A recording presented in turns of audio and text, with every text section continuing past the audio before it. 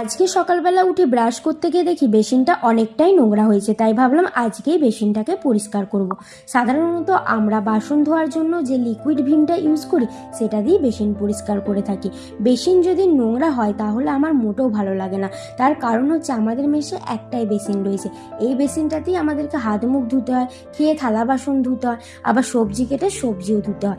Basin যদি নোংরা থাকে অনেক সময় সবজি ধুতে গিয়ে সবজি পড়ে যায়, তখন তুলতে ভীষণ ঘৃণা লাগে। তাই চেষ্টা করি যতটা পারার বেসিনটাকে পরিষ্কার রাখার। এখন তো বেসিনটা পরিষ্কার হলো, এবার তো কিছু খেতে হবে। তো চলো আজকে একটু ডিম টোস্ট বানিয়ে ফেলা যাক। তার জন্য একটা রুটি আর একটা ডিম নিয়ে নিয়েছি। আমার মনে হয় সব থেকে সহজ রেসিপি হচ্ছে ডিম টোস্ট বানানো।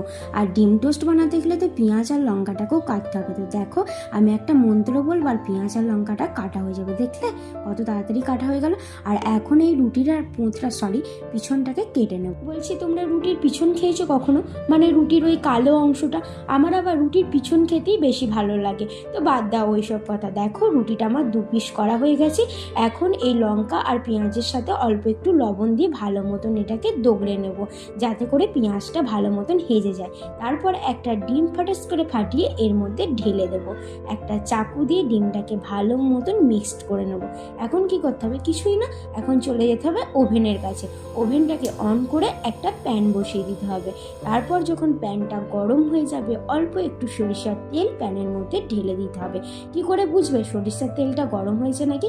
ঠিক আমার মতন এরকম উপরে হাত দিয়ে দেখবে, যখনই ভাপ উঠে যাবে তখনই তোমাদের ফেটানো ডিমটাকে এর মধ্যে ঢেলে দিতে হবে।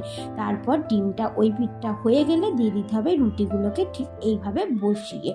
তারপর এইরকমভাবে উল্টে দেবে, দেখবে এরকম দেখতে লাগবে। কি লোভ লাগছে? তো লোভ দিও না, দেখলে তো কত কষ্ট করে বানালাম। তোমরাও আমার মতন বানিয়ে করে খেয়ে নাও। আর এখন আমি এটাকে 4 পিস করে নেবো। 4 পিস হয়ে গেলে ওপর থেকে অল্প একটু সস ঢেলে দেবো।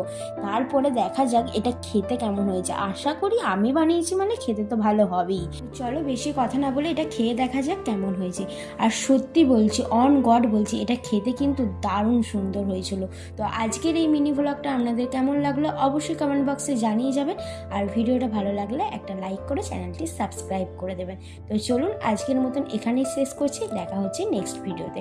ভালো থাকবেন, সুস্থ থাকবেন, নমস্কার।